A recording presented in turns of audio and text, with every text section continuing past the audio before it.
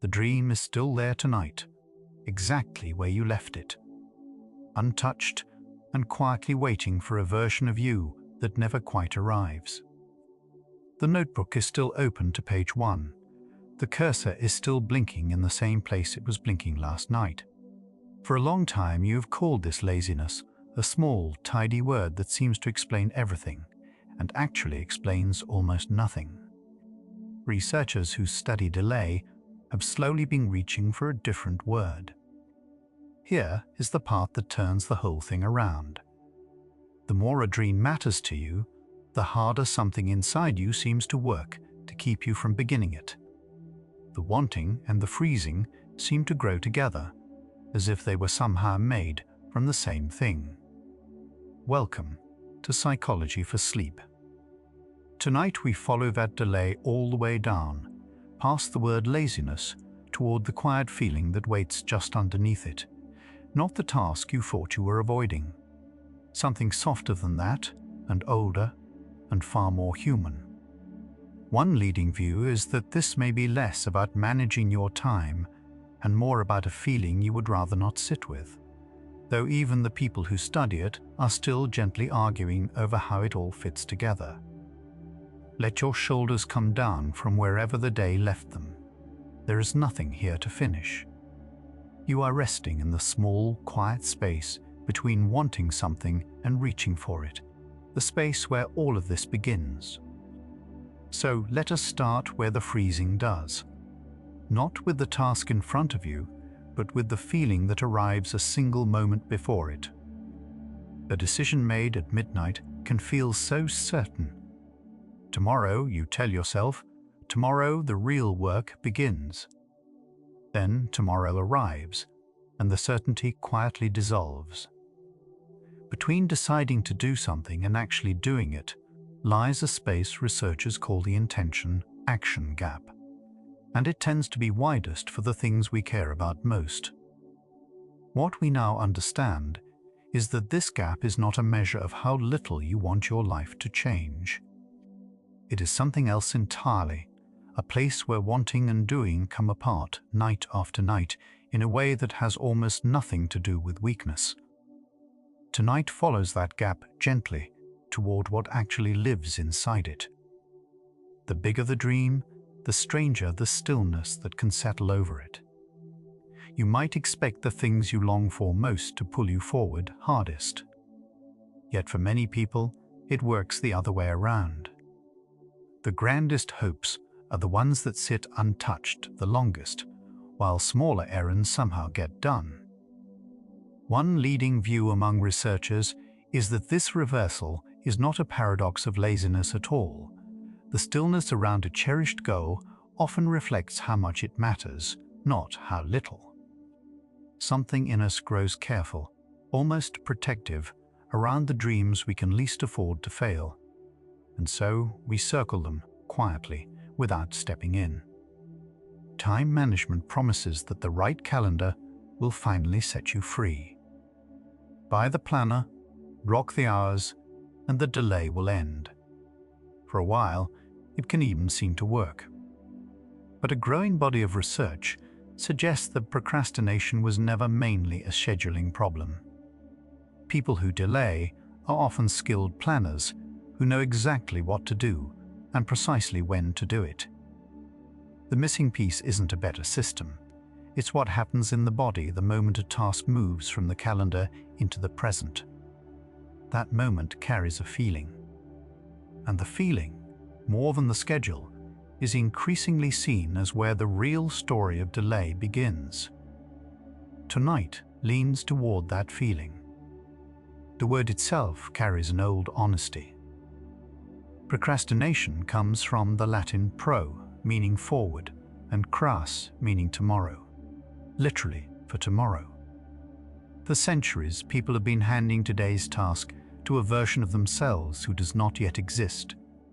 There is something almost tender in that when you look closely. It isn't the language of someone who doesn't care.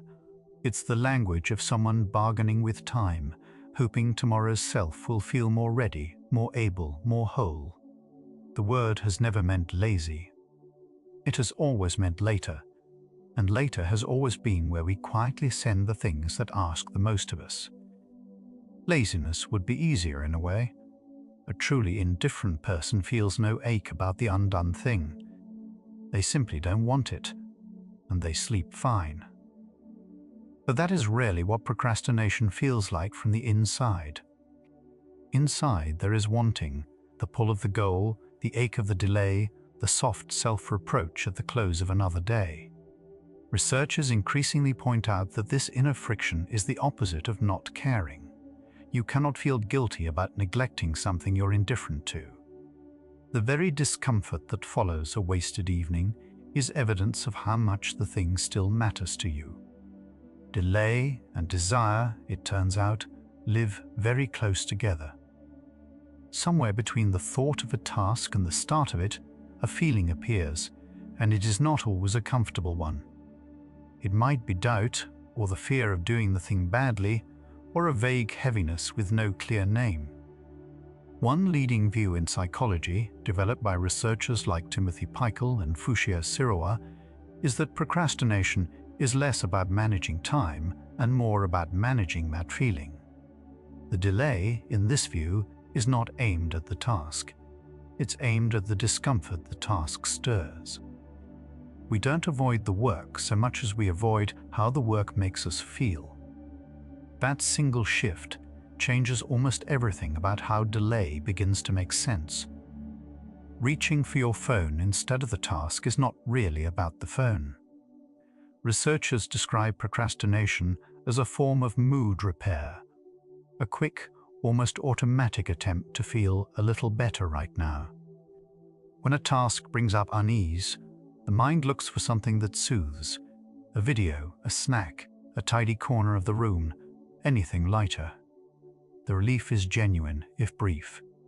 And because it works in the moment, the pattern tends to get quietly reinforced. This is one leading explanation, though how the pieces cause one another is still debated. What stays clear is the shape of it. We reach past the hard thing toward the smaller comfort, again and again. The self that wants the dream and the self that wants relief tonight are not always the same self. One leading framing calls procrastination giving in to feel good, a moment where immediate comfort quietly outweighs a distant goal. It isn't a failure of values. It's a very human tilt toward the feeling that's closest at hand. The dream is real, but it lives in the future, soft and far away. The discomfort is real too, and it lives right here, sharp and now. When those two meet, the near feeling often wins, not because you're weak, but because nearness has a pull all its own. Tonight sits gently with that pull, without asking you to fight it. A cherished goal can carry a particular kind of fear, the fear of finding out. As long as the dream stays untouched, it stays perfect, unspoiled by any real attempt. The moment you begin, it becomes something that can be done clumsily, or slowly, or not quite well enough.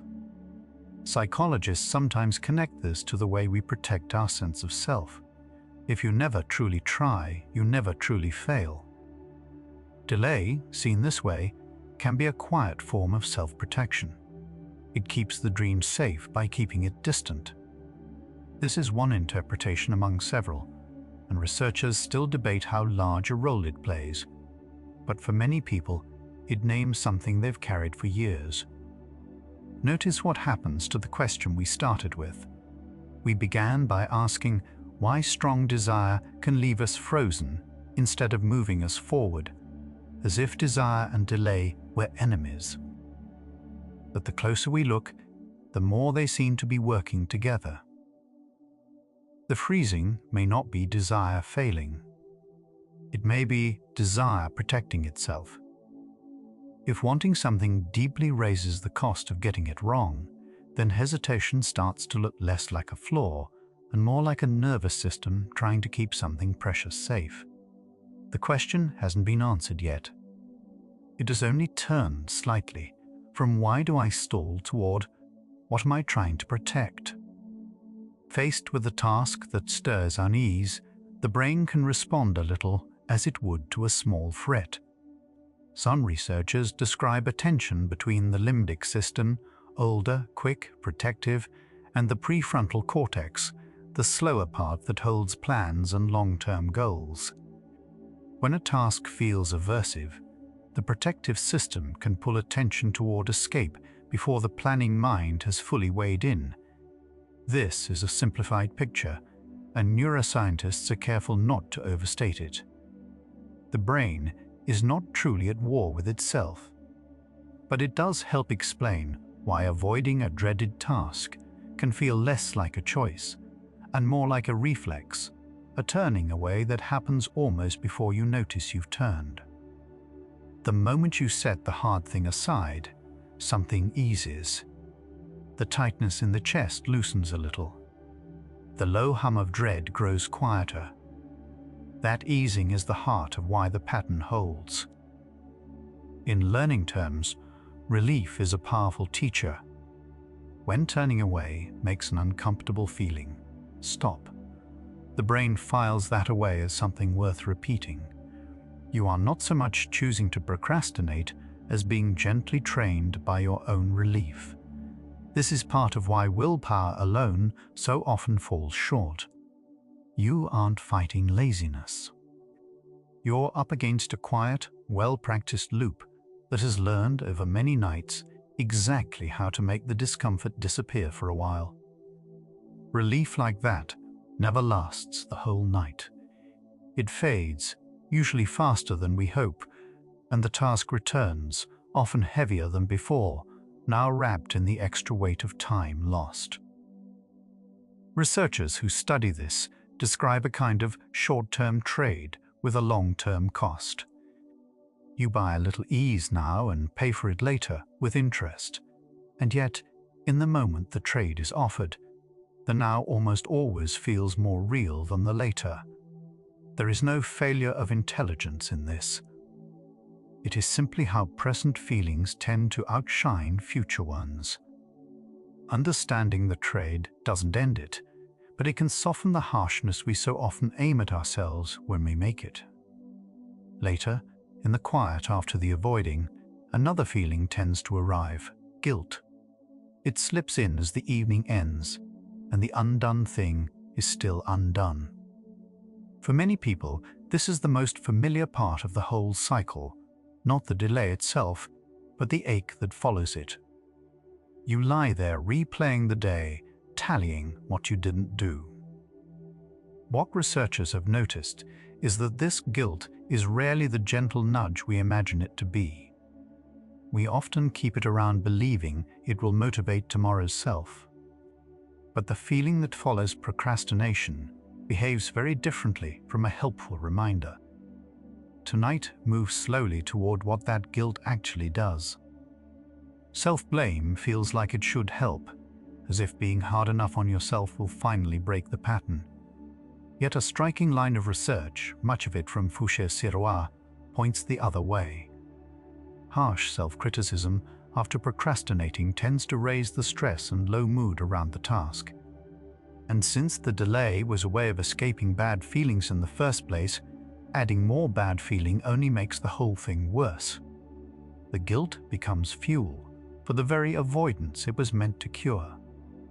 This is one of the gentler findings in the field, and a quietly hopeful one. The self-blame was never the solution. It was part of the loop all along. Picture 2. People who both put something off. One meets the delay with a wave of contempt for themselves. The other meets it with a kind of patient understanding, the way you might treat a friend who stumbled. Studies suggest the second person is more likely to return to the task, not less. Self-compassion in this research is not softness that lets you off the hook. It lowers the emotional charge around the task, just enough the beginning feels possible again. The critic inside insists that ease is a danger, that only pressure produces effort. But the evidence keeps gently disagreeing. Kindness, it seems, is the more reliable path back to the work. A reward today tends to shine brighter than a larger reward far away. Economists and psychologists call this present bias or temporal discounting, the mind's habit of shrinking the value of things the further off they sit. A dream that pays off in years can feel strangely faint next to the small, certain comfort of right now. This is one well-studied piece of the procrastination picture, though researchers are careful to say it is not the whole of it. Present bias helps explain the arithmetic of delay, why the near thing so often wins. But it doesn't fully capture the feeling underneath, the reason a far-off dream can also frighten us. Both threads seem to matter side by side. Imagine the person you'll be a year from now. For many of us, that figure feels oddly distant, almost like someone else. Research led by Hal Hershfield suggests that when we picture our future selves, parts of the brain can respond a little as they do to a stranger rather than to us. If that distant self feels like another person, it becomes easier to hand them the hard task and its consequences both.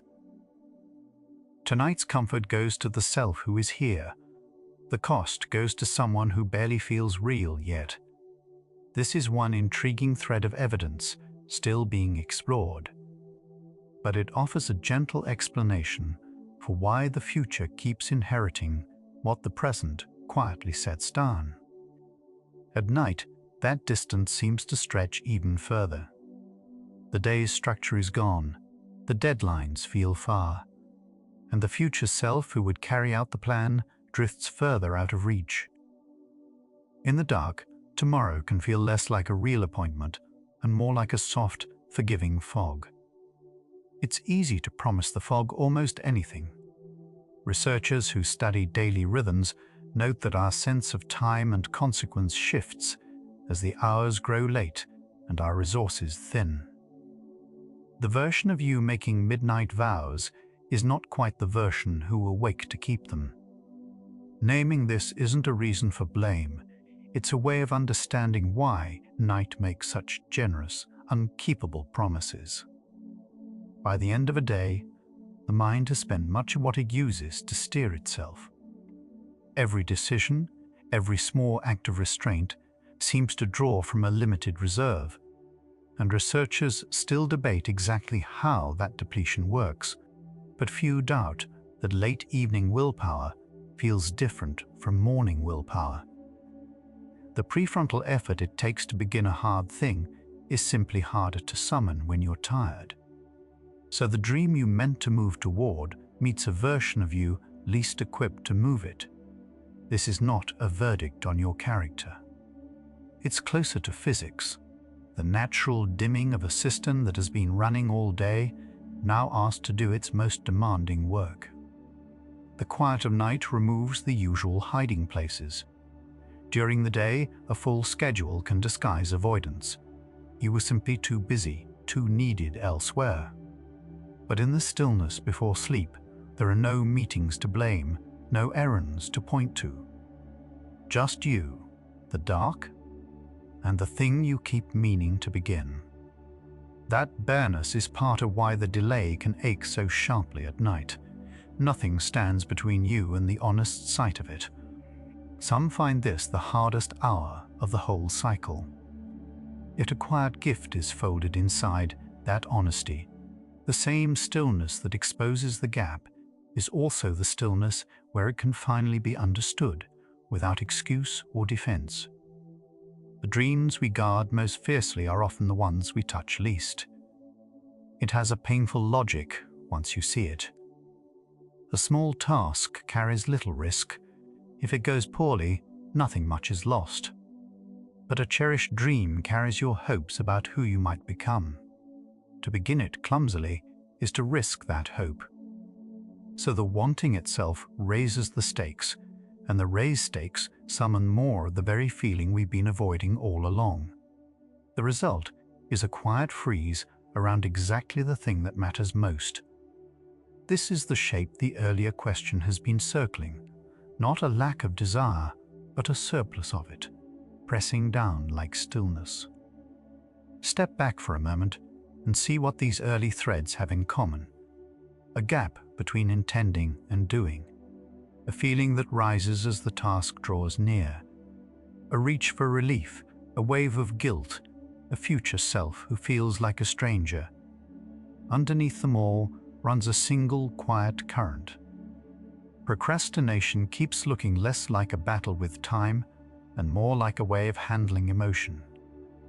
The question we began with has been slowly turning in our hands. We asked why desire can freeze us. We are beginning to see that the freeze may be made of feeling, not laziness, though what that means for the dream still waiting is something the night has not yet reached. None of this makes you broken. A pattern built from relief and dread and tender protective fear is not a defect of character. It's a very human way of meeting feelings that are hard to hold. Researchers who take this view tend to speak of procrastination with unusual gentleness because they see it as something learned rather than something you simply are. And anything learned carries the quiet possibility of being learned differently. That doesn't come from a harder grip or a stricter rule. It comes, the evidence suggests, from changing your relationship with the feeling itself, meeting it with a little less fear. Tonight is not asking you to fix anything. It's offering a softer way to see. What these opening hours keep uncovering is a quiet reversal. The delay you may have spent years blaming on weak discipline looks, up close, more like a nervous system doing its best to manage discomfort. That reframe is the ground the rest of the night will stand on. But it leaves a real question still open. If procrastination is about feeling rather than time, then what exactly is the feeling made of? And can it be met in a way that finally lets the wanting move? The evidence gathered so far only points toward the door. What lies on the other side of it is where the next stretch of the night begins to walk. If your breathing has slowed without your noticing, let that be enough for now. Nothing here is being graded, and the dream can keep. Take one easy breath and let the night keep carrying you. There's no distance you have to cover tonight. Right now, the feeling this hour keeps circling, that small dread which gathers around the things you care about most, is doing something you don't have to manage. In the quiet, with nothing being asked of you, it is already beginning to loosen, not because you pushed it away, because you stopped feeding it with blame. What you haven't heard yet is what happens when that feeling is met differently, not escaped, not fought, simply allowed to be there without the second layer of guilt laid on top. That softer meeting is where the coming hours lead. For now, let one slow breath carry you a little deeper, and we'll drift on toward it together. The blank document has been open for an hour, and the cursor still blinks at the top. Researchers who study delay suggest this is often less about the work than about the standard you have quietly set for it. Perfectionism, in this view, raises the bar so high that beginning feels like risking failure before you've even tried. The distance between the flawless version in your mind and the messy first draft can feel unbearable, so the mind chooses not to start. Yet avoidance is not the same as not caring. It usually means you care a great deal. What looks like stalling may simply be a heart that wanted the thing to be good. Somewhere along the way, the project stopped being a task and quietly became a test of who you are. Psychologists describe this as tying self-worth to performance, and it changes how a simple to-do item feels in the body. When finishing means proving you are capable, and failing means confirming a private fear, the stakes balloon. The task no longer costs an afternoon, it seems to cost your sense of self. So the mind protects you the only way it knows, by keeping the test unfinished, where the verdict can still be avoided. Delaying was never proof you don't care. Sometimes it is proof you cared too much to risk being seen falling short. Some tasks seem to carry a faint weight before you even touch them. Researchers call this task aversiveness. The more unpleasant something feels, the more likely we are to push it away. The unpleasantness can come from many places: boredom, confusion, frustration, or the fear we just spoke of. What the studies point to is a pattern. We do not delay at random. We delay the things that stir some quiet discomfort and reach instead for whatever feels lighter. Seen this way, procrastination looks less like a flaw in your character than a very human turn away from feeling bad. You were not avoiding the work. You were avoiding how the work made you feel. Picture a goal so large it makes your chest tighten just to think of it. Some researchers propose that when a task feels daunting enough, the brain's threat-detecting circuitry, often centered on a small region called the amygdala, may respond as if to a real danger. A looming, ill-defined goal can register as something to flee rather than approach. This is still an area of active study, and scientists are careful not to overstate it. But the felt experience is familiar. The mind treats the frightening task the way it might treat a threat, and turning away brings relief. If a goal ever made you want to run, your body may have been trying to keep you safe.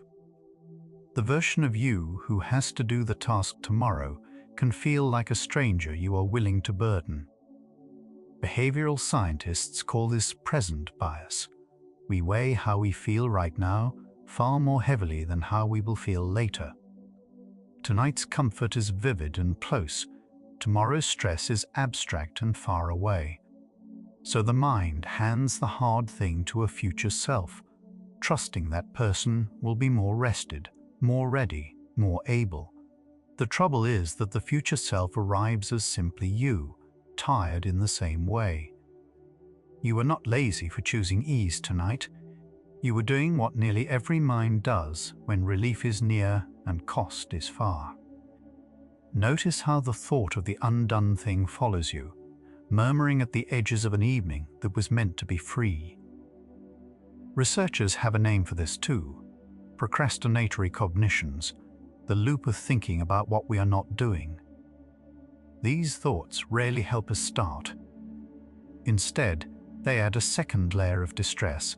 Now there is the task and the guilt about the task.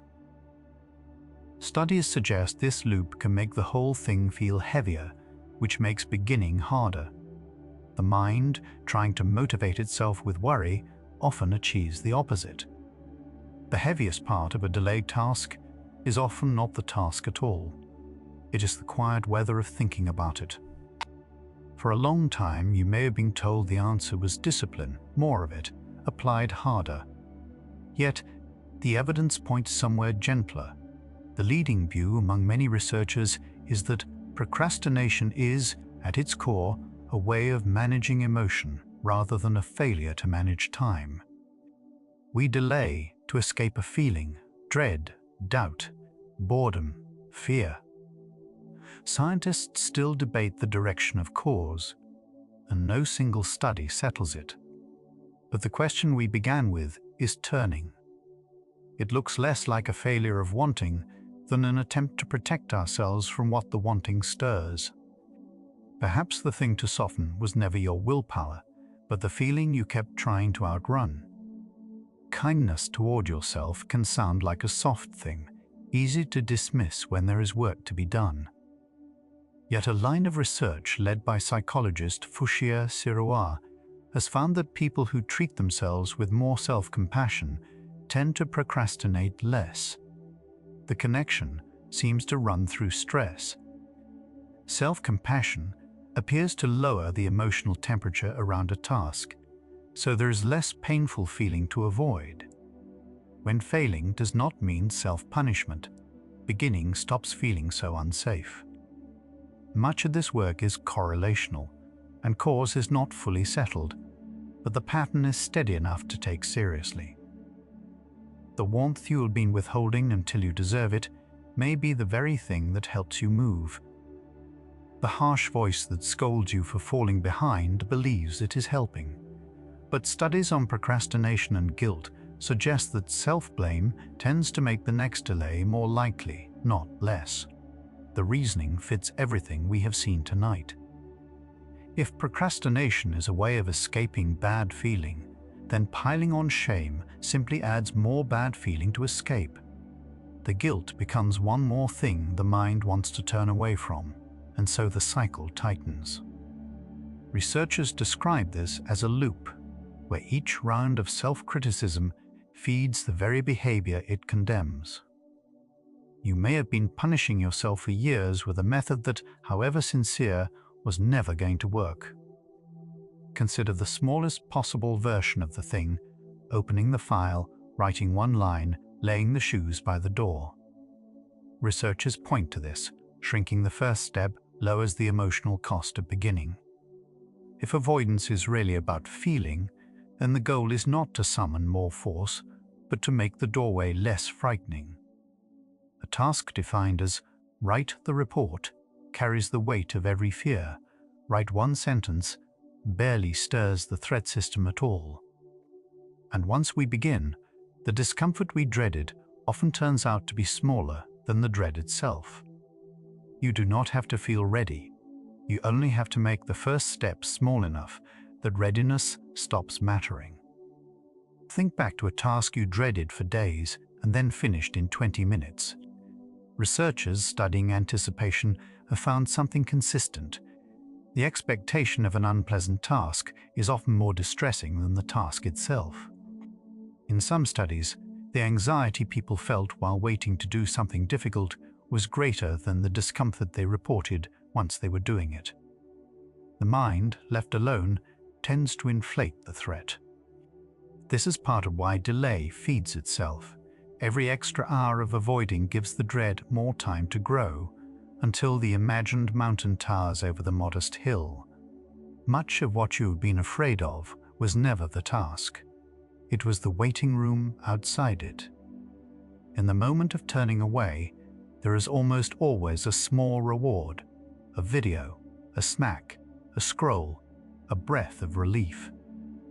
Some researchers describe this as short-term mood repair, the idea that we give in to feel better right now, even at tomorrow's expense. In this view, procrastination is not laziness but a trade, present feeling over future intention. The relief is genuine, which is exactly why the habit is so sticky. Not every study frames it this way, and the picture is still being filled in. But the everyday experience rings true. We reach for the thing that soothes and only later count the cost. You were tending, however clumsily, to how you felt today. A vague intention, I'll get to it soon, has a way of dissolving the moment life gets loud. Researchers have found that naming exactly when and where you will act, a technique called implementation intentions, tends to close the gap between wanting and doing. The phrasing is simple. After dinner, at the kitchen table, I will write for 10 minutes. By deciding in advance, you spare your future self the hardest moment, the one where feeling gets a vote. It will not carry you through every task, but the evidence suggests it tilts the odds toward beginning. Sometimes the kindest thing you can do for the tired you of tomorrow is to decide, gently, tonight. Underneath the wish for the work to be perfect, there is a quieter wish to not be judged.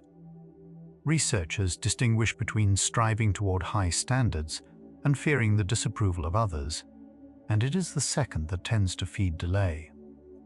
When the imagined audience is harsh, finishing means exposure, and exposure means risk.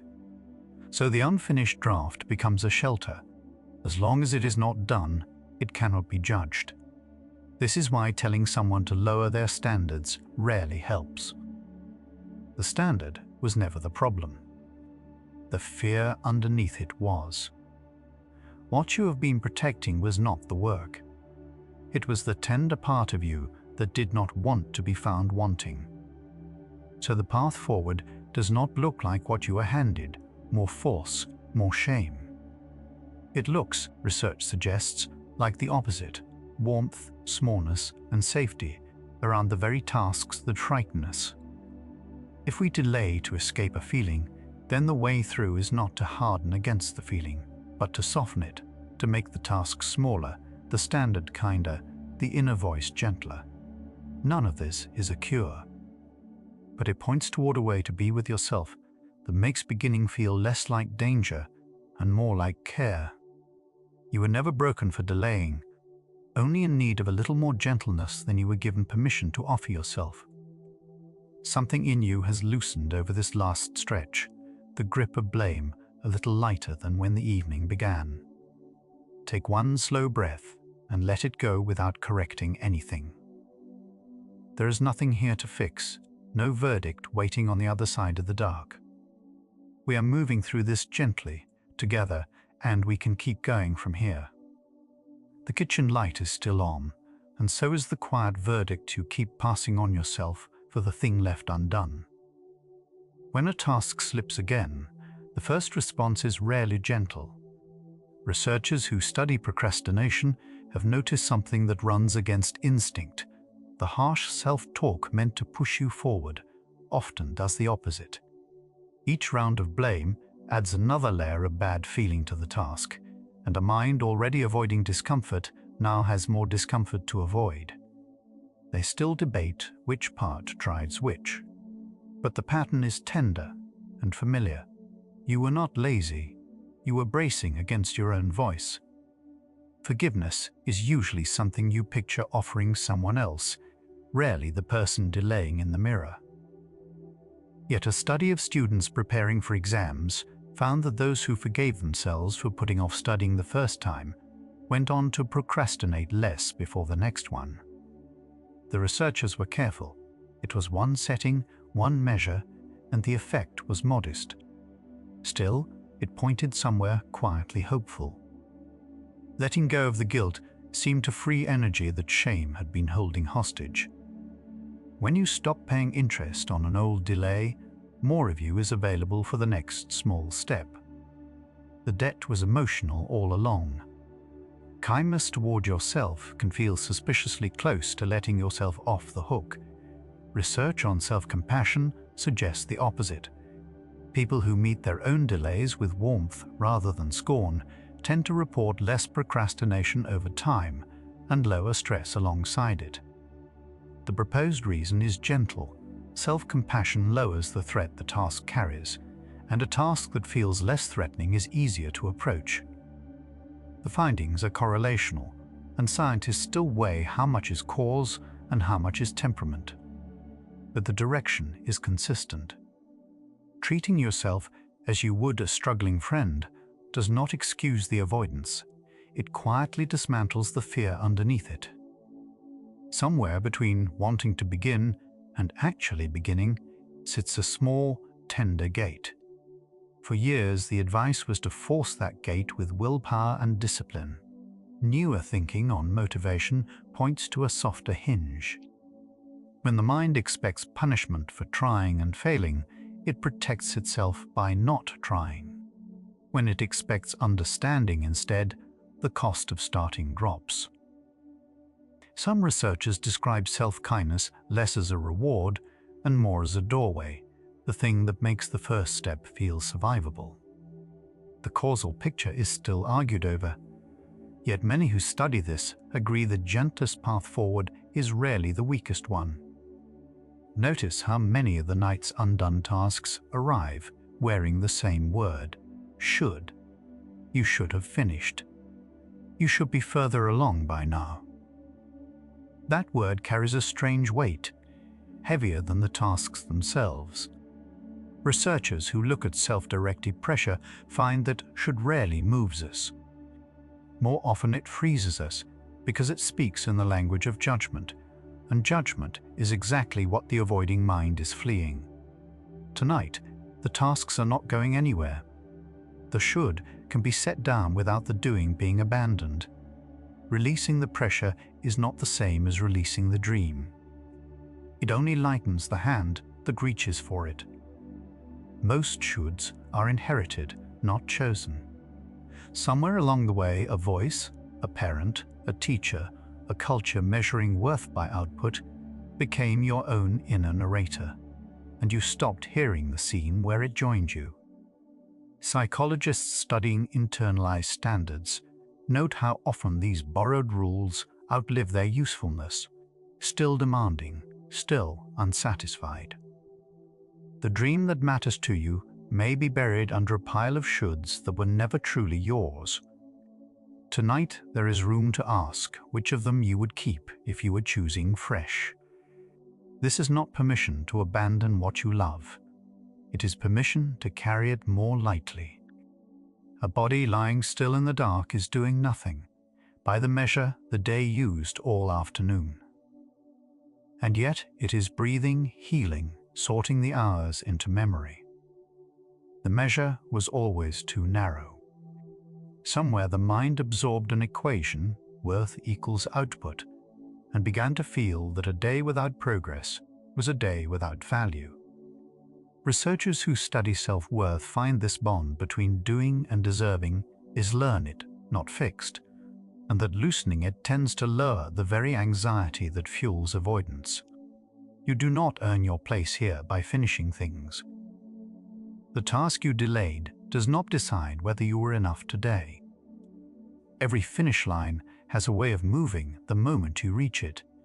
Each thing completed only raises the bar for the next, so the sense of being worthy stays perpetually one task away. Studies of contingent self-worth describe this treadmill. The more tightly a steam leans on achievement, the more fragile and stressed a person tends to become. And stress, as the night keeps showing, is the soil avoidance grows in. Loosening that knot does not make you lazy. It makes the task less dangerous to approach. When you are already enough, beginning stops being a verdict on your value and becomes simply the next small thing you do. Rest arrives tonight, carrying an old companion, guilt, whispering that you have not earned it. Notice how tightly the two have been bound, as if sleep were a wage paid only for a productive day. But that accounting was never accurate. The guilt does not make the rest more deserved. It only makes it thinner, harder to fall into. Researchers who study recovery keep finding that a mind allowed to truly stop returns steadier, more able to meet the very thing it was avoiding. You are permitted to rest without a receipt, without proof of a day well spent. The night asks for no justification. It only asks you to let go. Something quietly turns here. The question that opened the night, why a strong desire can freeze us rather than move us, begins to answer itself in reverse. The tasks you delay most are often not the ones you care about least, but the ones you care about most. A dream matters, so failing at it would hurt, and a mind avoiding hurt keeps a careful distance from the very thing it longs for. The delay was never indifference. It was proximity to something that could wound.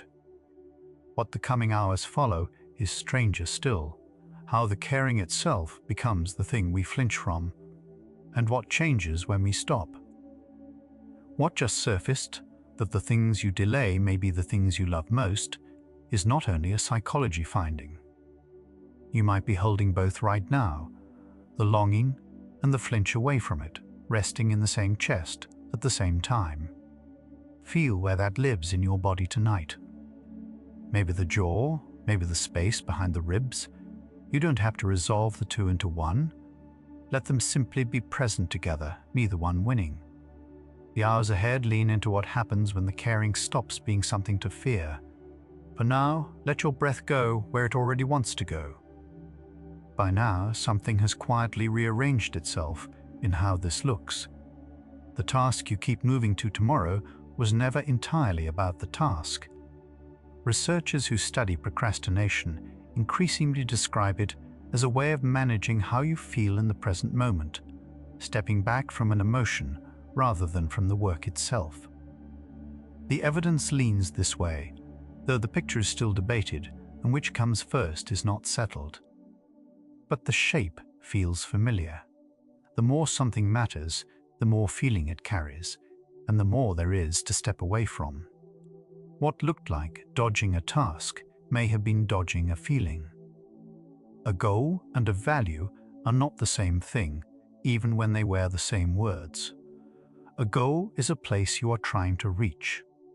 A value is a direction you want to keep facing, whether or not you ever arrive. Psychologists who work with motivation note that goals can quietly turn into tests, pass or fail, done or not done, and a test is something you can lose. A value cannot be failed, only faced or turned from. When the thing you long for has become only a finish line, the wanting starts to feel like exposure, and exposure is easy to postpone.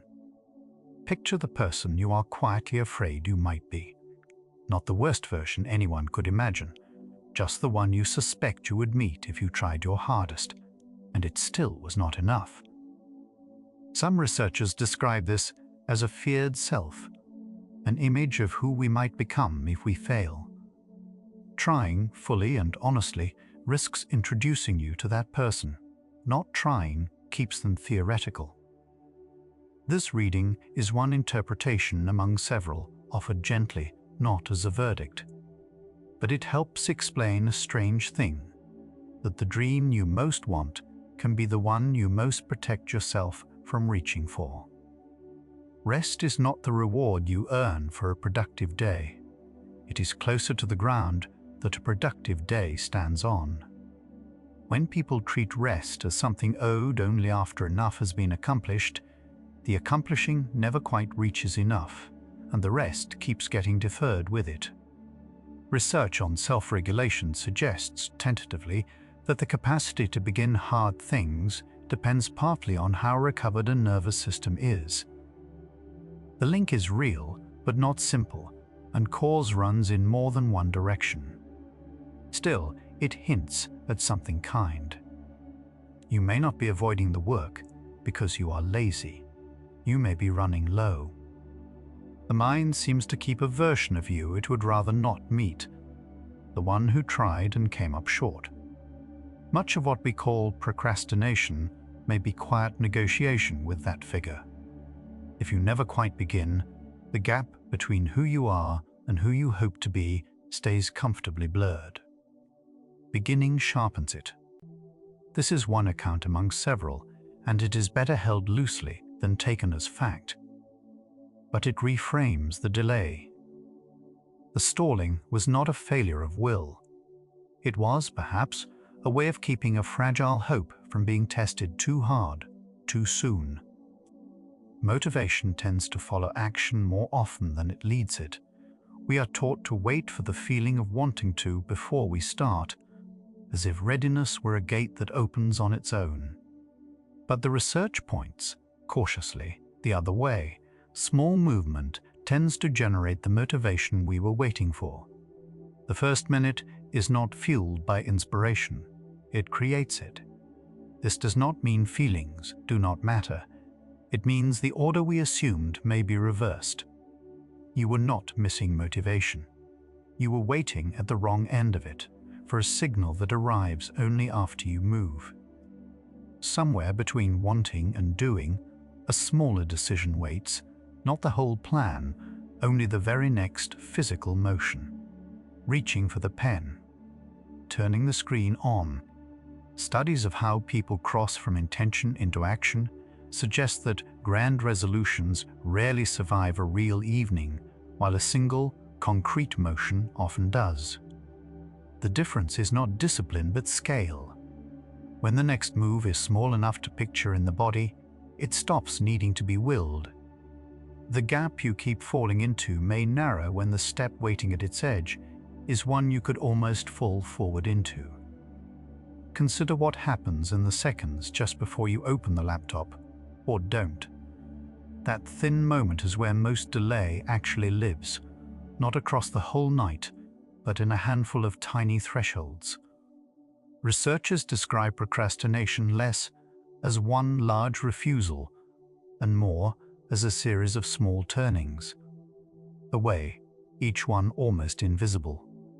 This matters because a small threshold can be met with a small answer. You do not have to overpower the whole task. You only have to get through the doorway of the next minute. The dream is not lost in the big picture. It is often mislaid in the little openings. A room can either argue with your intentions or quietly agree with them. The phone within reach, the tabs already open, the unfinished thing left in sight. Each is a small vote for something other than the work. Behavioral researchers call this environment design, and the finding is gentle. We lean without noticing toward whatever is easiest to reach. This is not about forcing yourself. It is about removing a few of the arguments before they start. Moving one object, closing one door, can spare you a negotiation you would otherwise have to win over and over. The willpower you were short on was never the only lever. We often wait to feel ready, as though readiness were a weather that eventually arrives. But readiness, in most accounts, is not a precondition. It is a byproduct. People who begin before they feel prepared tend to report the feeling of preparedness catching up to them afterward, not the reverse. The myth is that the confident act first, and the rest of us wait to be chosen by confidence. What the evidence hints at, softly, is that acting is how the confidence gets built at all. The dream did not require you to feel worthy of it first. It only required a first, unremarkable move. The smallest possible version of a task carries a strange kind of power. Not the whole essay, one sentence. Not the whole habit, one repetition. Research on momentum suggests the beginnings are disproportionately hard, and that shrinking the beginning shrinks the resistance to it. Once something is underway, continuing costs far less than starting did. This is not a trick to fool yourself into more. It is a way of respecting how much the first step actually weighs. You are allowed to make the entrance almost embarrassingly small. The point was never the size of the step. The point was to be, quietly, already moving. Late at night, the gap between the dream and the doing seems to widen, not close. The day's defenses are down, the wanting rises, and yet the doing feels further away than ever. This is the paradox the whole night has been circling. Strong desire can freeze rather than push. The size of the longing is also the size of what you would be risking by reaching for it. The small want is safe to pursue. A large one carries the possibility of a large disappointment. So the mind, trying to protect the dream, sometimes protects it by keeping it untouched. That is the shape the question has been taking. We began by asking why strong desire can leave us frozen, and it looks more and more as if the freezing is not the opposite of caring. It is one of the ways caring defends itself. There is a quiet arithmetic. The nervous system runs before any effort, weighing the cost of feeling against the cost of not acting. When the anticipated discomfort of starting outweighs the discomfort of delay, the scale tips toward waiting. This calculation happens fast, below words, and it is not a character flaw. It is a reflex. Understanding it does not switch it off, but it does change what you're looking at. You are not lazy, sitting there. You are being spared a feeling by a system doing exactly what it evolved to do. The task now is to make the feeling a little safer to approach. Ask what a habit actually is underneath the word. Not willpower repeated, but a lukewarm smooth, a cue, a small action, a moment of relief, until the effort of choosing quietly drops away. Researchers describe habits as the brain's way of spending less energy on things it has done before. This is why the first repetitions feel so costly, and later ones feel like nothing. You are not building motivation each time. You are building a groove that motivation no longer needs to fill. The dream does not require you to want it every single night. It requires a path worn deep enough to walk half asleep. Self-forgiveness sounds soft, almost beside the point, and yet it may be one of the more practical moves available to you. It is easy to confuse it with letting yourself off the hook, but the two are not the same. Indulgence looks away from the delay. Forgiveness looks straight at it and then sets down the punishment. The harshness we aim at ourselves, meant to correct, mostly adds another uncomfortable feeling to avoid. And avoidance was the engine all along. When beginning no longer means walking back into blame, the doorway quietly widens. You are not excusing the pause, you are refusing to keep paying for it. The body keeps a kind of record of every unfinished thing. The open loops, the half-started dreams, the tasks named but not touched, they seem to leave a low residue of tension, a background hum psychologists have long associated with incomplete intentions. This is part of why rest can feel unearned when much is left undone. But research offers something gentler. Simply making a specific plan for an unfinished thing can quiet the hum, even before the thing is done. The mind relaxes not only at completion, but at credible intention. You do not have to finish everything tonight to be allowed to set it down.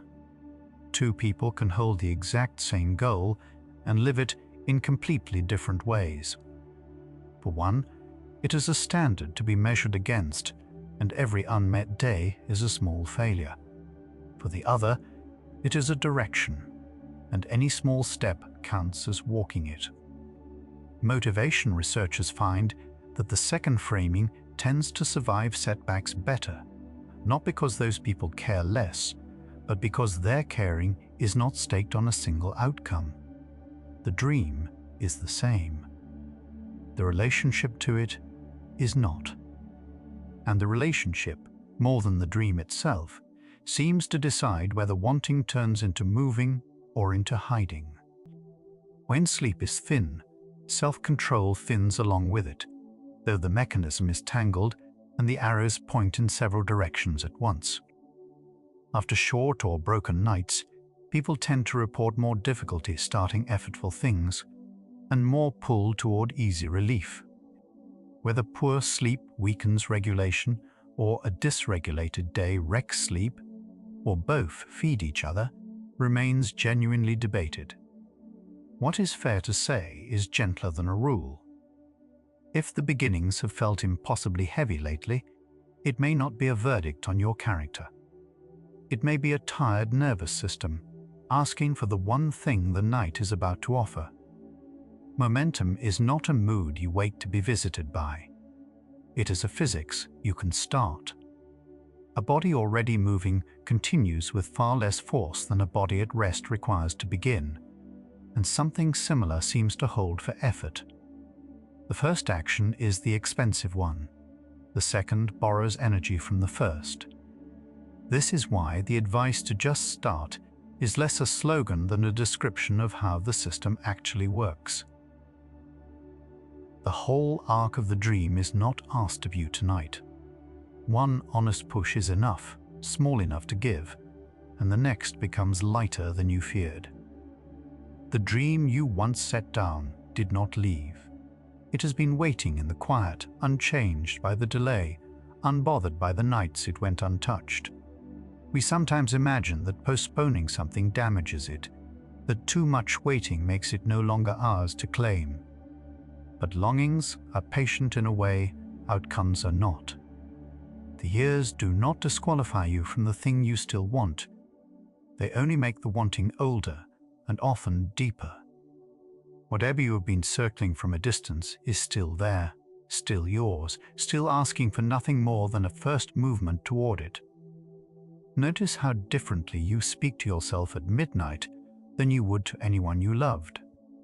The voice that lists what you failed to do, that names you by your delays, it rarely gets you moving.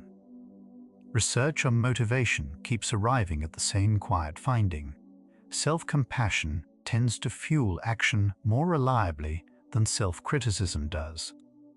The kinder inner voice is not weaker. It simply removes one more painful feeling from the pile you were trying to avoid. Spoken to gently, the part of you that stalls has less to flinch from, and a part that is not flinching is a part that can begin. Morning offers something the late evening cannot. A mind not yet crowded, defenses not yet worn thin. Some who study starting suggest the day's very first cue can be borrowed as a quiet trigger for the thing that matters. The first coffee, the first light through the window, tied gently to a single small move. You are not summoning willpower at dawn. You are letting an already reliable moment carry the beginning for you. The dream does not need a grand strategy tonight. It needs only one ordinary morning cue to lean its first step against. Something in us guards carefully against the disappointment of trying. If effort is never fully given, then failure can always be explained away. You were tired, distracted, not really trying. This is self-protection, and it is understandable, and it costs you the thing you most want. Psychologists sometimes call it self-handicapping, leaving yourself an excuse in advance. The delay was never really about the task. It was about keeping a soft landing under a hope you could not bear to see fall. Seeing this does not shame you. It simply shows the fear its own face, and a fear that has been seen loosens its grip. The version of you that acts is not braver than the version that stalls, only better set up. This is perhaps the most forgiving finding of all. The difference between beginning and delaying is rarely a difference in character, in wanting, in worth. It is more often a difference in conditions, how rested, how specific the plan, how small the first step, how gentle the inner voice. All of it adjustable, none of it a fixed sentence about who you are. You have not been failing to become someone stronger. You have been missing a few conditions that were always quietly within reach. Here is what the long walk has been circling, said plainly and held with care. Procrastination appears to be bound up with avoiding an uncomfortable feeling, far more than with any missing skill for managing time, though researchers are honest that the direction of cause is not settled and the debate is real. The gap between wanting and doing on this reading is emotional, not a flaw in your character, not weakness, not laziness, not a verdict on your discipline. A nervous system protecting you from a feeling in the only clumsy way it knew. And feelings, unlike character, can be approached slowly, made safer, and moved through. Right now, without any instruction from you, the system that spent the day weighing the cost of every beginning is starting to set the scale down. Not because the tasks got smaller, because you stopped, for a while, asking it to lift them. That same capacity for self-regulation you have been hearing about all evening, the one that thins when you are tired and returns when you are rested, is quietly returning now on its own schedule, needing no effort from you to do it. You do not have to solve the gap tonight. You do not have to become the version of you that acts. The night is doing the part that was never yours to force. What remains is softer than what came before. It does not ask you to try. It only asks you to stay a little longer in the returning. The rest is close now. The unfinished thing has been sitting there for a while now, not because you are lazy, but because some part of you quietly flinched. Researchers who study procrastination keep returning to the same gentle idea. The delay was rarely about time. It was about a feeling you did not want to touch yet. The body stepped back from the discomfort before the mind had any words for it. What looked like avoidance was really a kind of care, only aimed in the wrong direction. At this hour, the harshness you usually turn on yourself can loosen its grip.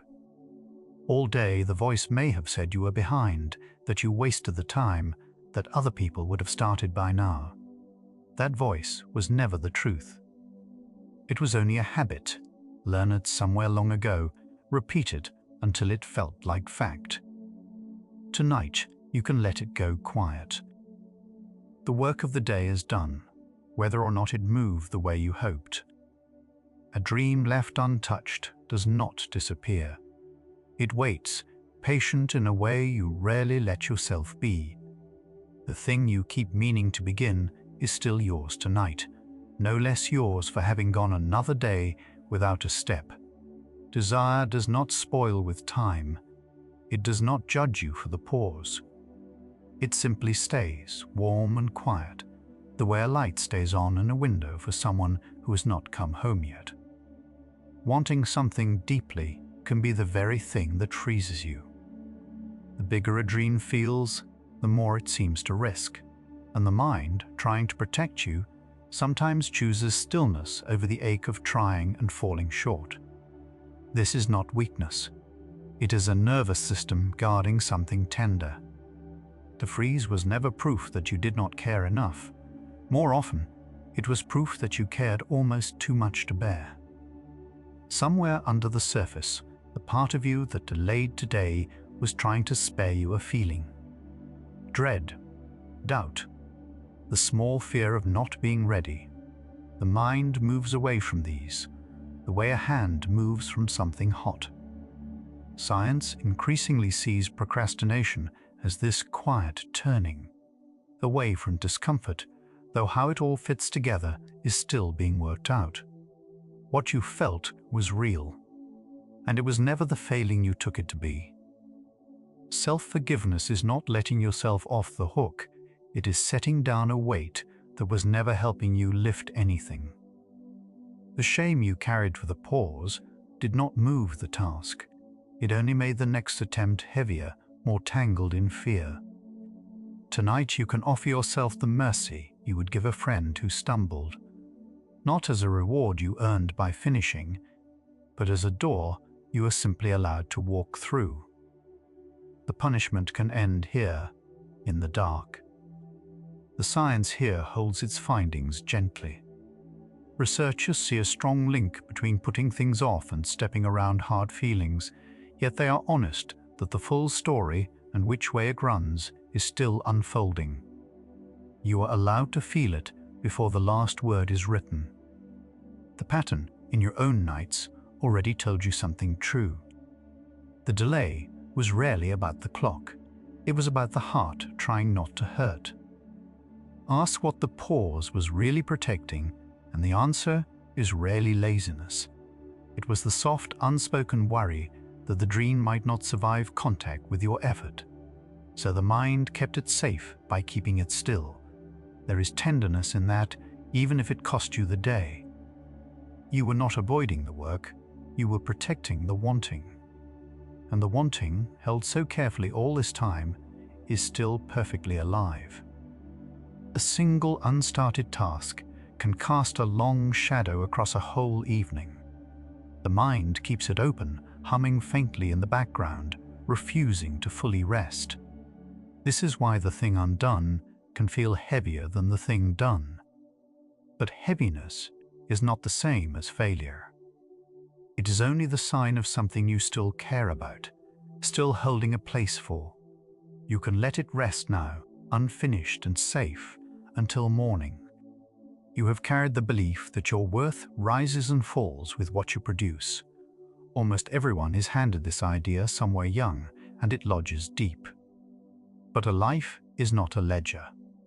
The days you moved nothing forward were not empty days, and they did not make you less. Your value was never a number waiting to be earned. It was there this morning, untouched by the tasks, and it is here now as you rest. Worth was never something the productive earn and the tired lose. The infant does nothing and is loved completely. The truth of that never actually leaves us. Somewhere we just forgot. Tonight is a chance to remember that you owe no one a finished thing to deserve your place. You are allowed to exist between the wanting and the doing, in the soft middle where most of a life is quietly lived, and be entirely enough there. The future version of you is not a stranger you are letting down. Research on how we picture our later selves shows we often treat that person like someone else entirely, which is why their tasks feel easy to hand off. But that self is you, simply further along. And that self is not angry. That self remembers this night with tenderness, grateful you rested, grateful you finally stopped treating the pause as a crime.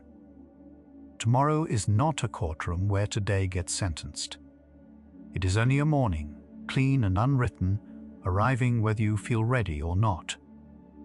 The dream you did not touch today will be there, unhurt, waiting with the same open patience. You can begin again with no back payment owed, no penalty for the rest you took. Each dawn is offered freely, not as a second chance you scrape together, but as the simple, ordinary mercy of another day. The question that has run beneath this whole night is softening now. We began by asking why a strong longing could hold us so still. And the answer, arriving slowly, is not a technique to fix. It is a permission to stop blaming. The freeze was the wanting guarded. The delay was the fear being kind in its clumsy way. There was never a lazy person here to forgive, only a tender one to understand. Sleeping tonight is not one more way of avoiding the thing you meant to do. A mind worn thin by a long day cannot begin what it loves. It can only stare at it, wanting. So this stillness is not a retreat from the dream. It is how you gather the warmth tomorrow's first step will ask for. You are not falling behind by closing your eyes. You are quietly restoring the one resource that beginning has always required. The task will still be there in the morning, and that is not a threat. It is a kind of loyalty. The things that matter do not abandon us for taking a night to breathe. They wait. So you can loosen your hold on the day's undone list. Nothing worth doing is lost by being set down gently for a while. Let it wait for you. It knows how. Nothing about tonight is something to earn. Not the softness of the pillow, not the quiet, not the slow release in your shoulders.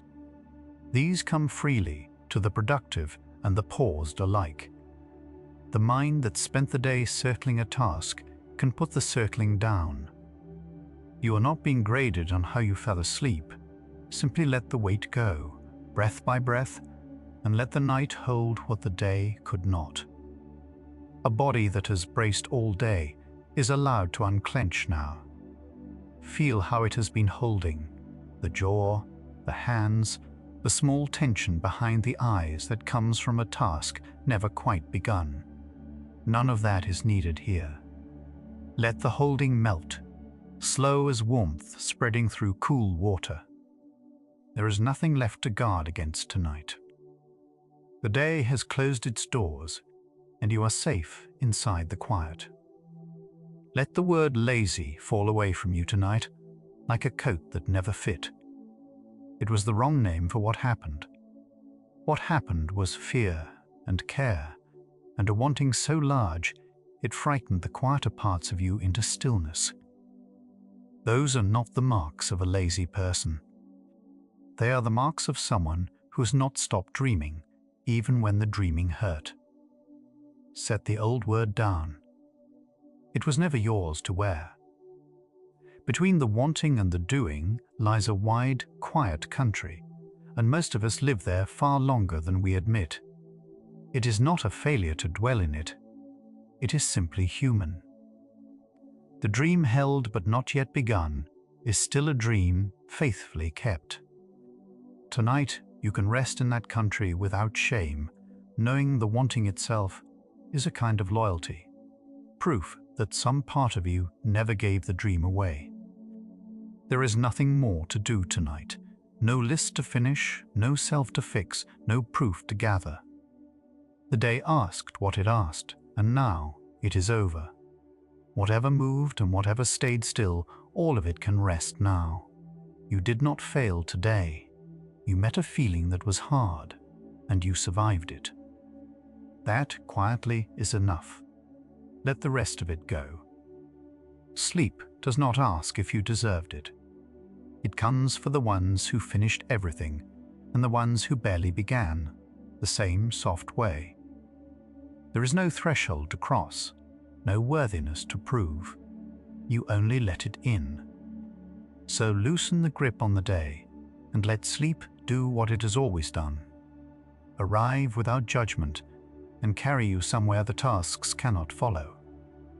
The dream is still yours, untouched today, unmoved this week, and still entirely yours. It did not leave when you paused.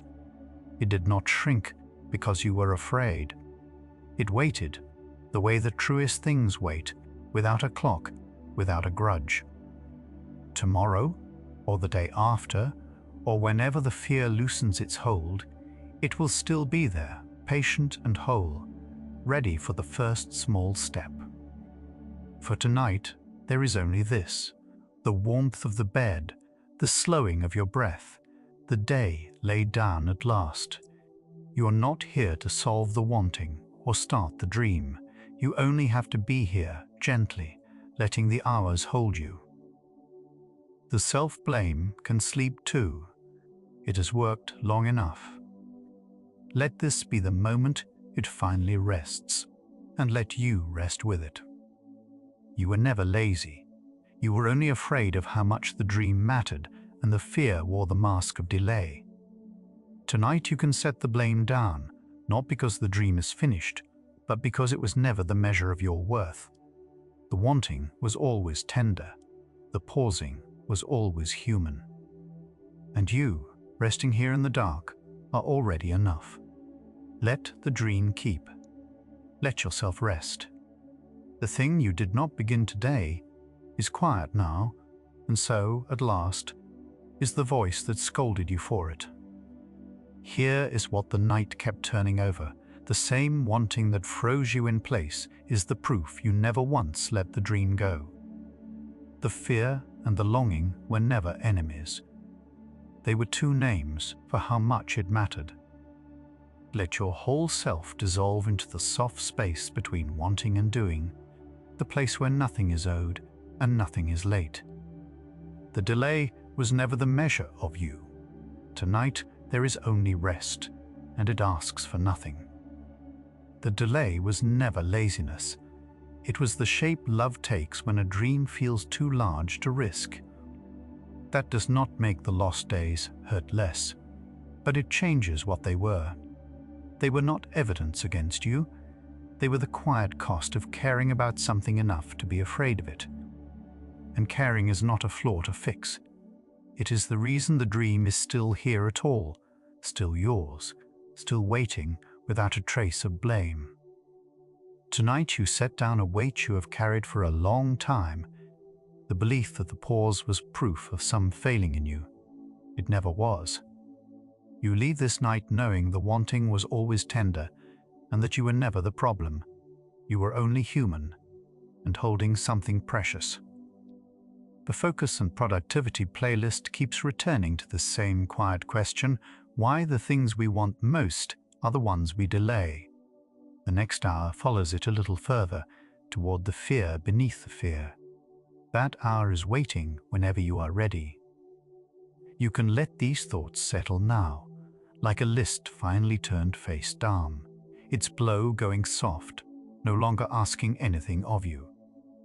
Let your breath lengthen on its own, the way it does when there is nothing left to brace against.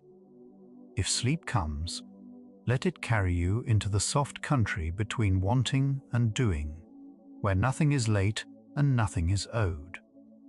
If your eyes have already closed, There is nothing here that needs deciding tonight, nothing to begin, nothing that cannot keep until the light returns. Rest well, gentle mind. You were never lazy, only tender toward a dream you never stopped holding. Where the mind you are hardest on finally comes home to rest. Good night.